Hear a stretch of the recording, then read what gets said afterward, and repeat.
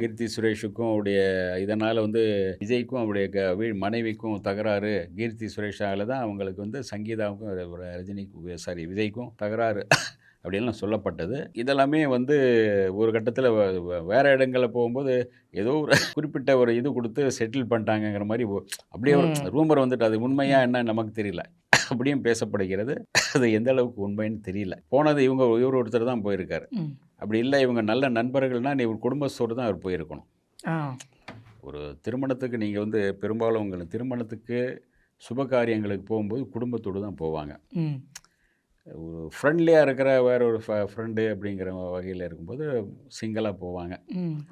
அதை வந்து இவங்களுக்குள்ள எந்த ஒரு இது இல்லை, இலைமறை இல்லை, காய்மறை இல்லை, எதுவுமே இல்லை அப்படின்னா நீங்கள் குடும்பத்தோடு போயிருக்கணும். சங்கீதா மேடமும் வந்து சந்தோஷமாக வாழ்த்திருப்பாங்களே. அந்த இடத்துல ஏதோ ஒரு இடிக்குது, என்னன்னு தெரியல. அது வந்து அணில் குஞ்சுங்கள் இதை கேட்டு அணில் குஞ்சுங்கள்லாம் கொதிப்பாங்க. ஆமாம். ஆமாம், அங்கேயே ஒரு கேள்வி என்னன்னா, சங்கீதா விஜயும் அவர்களுமே ஒன்றா இருக்காங்களா இல்லையானே தெரியலையே. இல்லை அதான் இதனால தான் தகராறுங்கிறன்னு சொன்னாங்க. அதாவது கீர்த்தி சுரேஷால தான் தகராறு பண்ணி அவங்க பிரிஞ்சாங்க, இங்கே இல்லை அவங்கன்னு சொல்லிட்டு இருந்தாங்க.